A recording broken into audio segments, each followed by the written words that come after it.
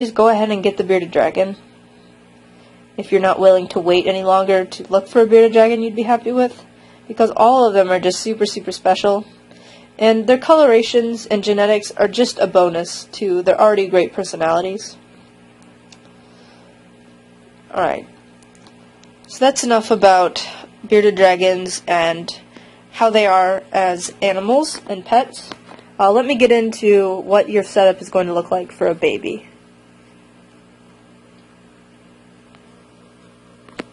Alright guys, so once you set up your bearded dragon's cage, it's going to look something like this. This is the setup I had for Freddy when he was a baby. As you can see, you have the, this is a 29-gallon tank. The only difference between this 29-gallon and a 20 long is the height.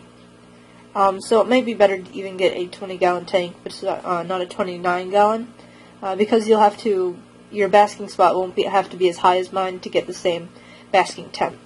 So as you can see, we have the UVB light right there.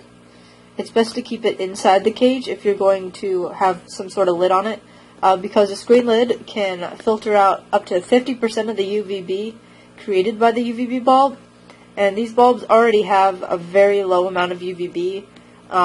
It's just enough to be healthy for your bearded dragons.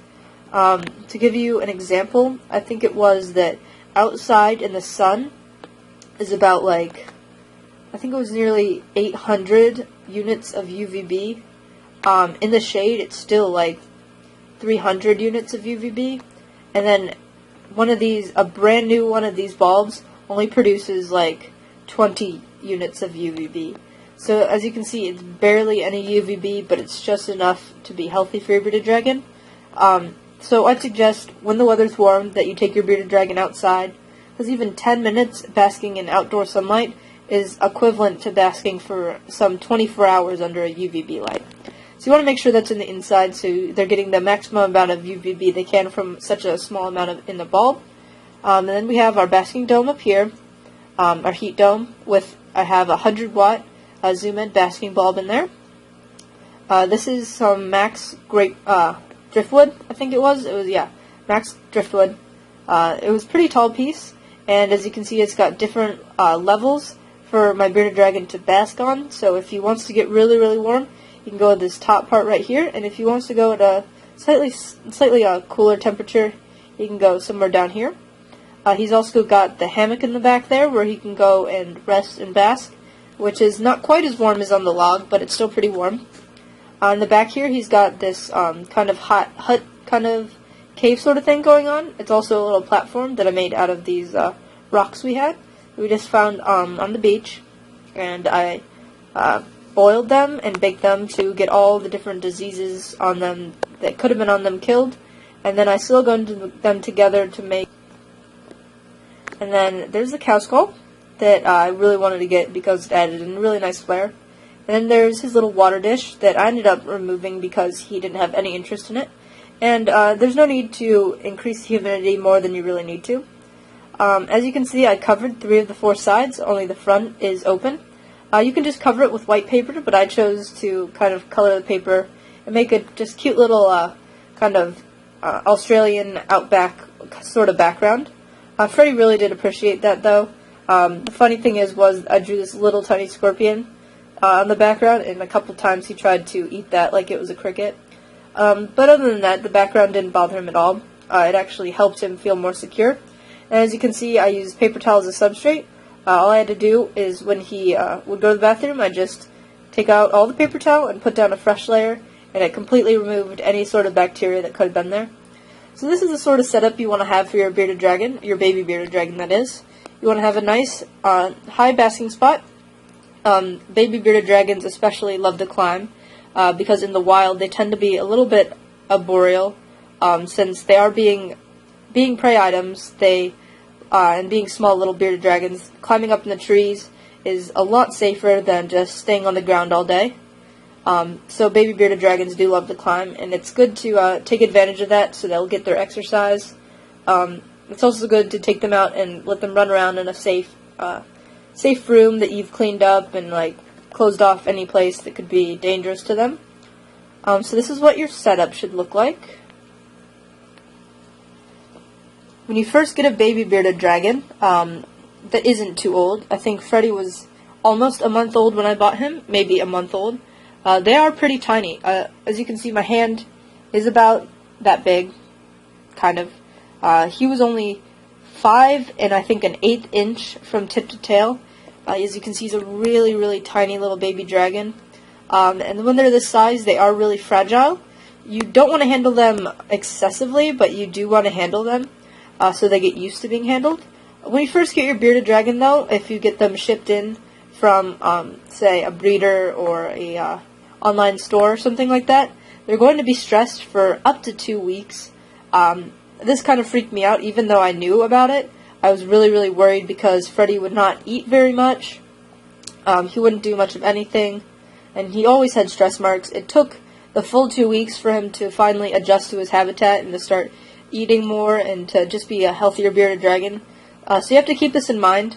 And while they're stressed, they are more susceptible to illnesses and disease. So you have to make sure that in the first 2 weeks that you keep your bearded dragon, that everything is extremely shipshape to make sure that nothing goes wrong. Here's just another little picture of him. He was extremely cute when we first got him. I mean, he's still cute. Freddy, you're still adorable, buddy. But he was really cute when he was a tiny little baby. I just have a couple pictures of him from when he was a baby.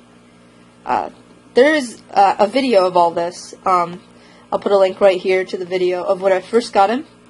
I made a video of taking him out and just opening him up. He was a really, really tiny little guy. It's actually amazing how much he grew in just a short amount of time. Aw, I miss him. He's so small. And as you can see, he already had a lot of attitude as a little baby. Right when we put him in the cage, he was doing little poses. He was being really, really cute. And for size comparison, that's how tiny he was. This skull is not that big. He is itty bitty. Like, he is the tiniest little thing you have ever seen. Let's see what else. This is him as he's exploring his cage. As you can see, he's got those stress marks going on.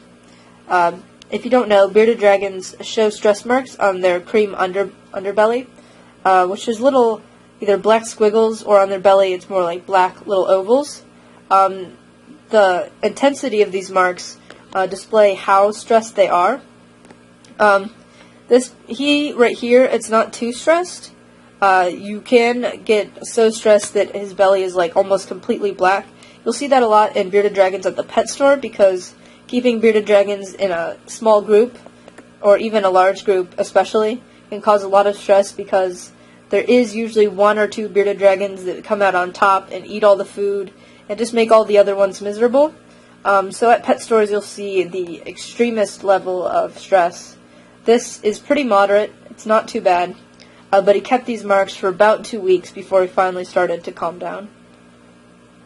This is him eating his first salad. For a size comparison, I'm pretty sure this is a 6-inch in diameter dish. So as you can see, he's really, really tiny. These leaves were ripped up into tiny little pieces too. I'm pretty sure this is the only time he ate a salad willingly. I wish I had fed him more greens when he was a baby, because now I'm having lots of issues with him eating. But I'm trying to find a way to fix it. I bought him some plants that I'm going to grow for him. This is when he got up on his basking spot with his little pudge belly there, and he was thermoregulating, which bearded dragons do when they become overly hot. They'll open up their mouths to let out some of the heat. It's usually a good sign when they thermoregulate on their own, that they've reached a good basking temperature and now they're just controlling their body temperature. You should probably be careful if your bearded dragon is over on the cool side or farthest away from the heat and he's still thermoregulating. That's usually a sign that something is wrong if he can't get his body temperature to where he wants it. This is him just lounging on his little wooden basking spot here. He was just really cute. I wanted to show you some of these.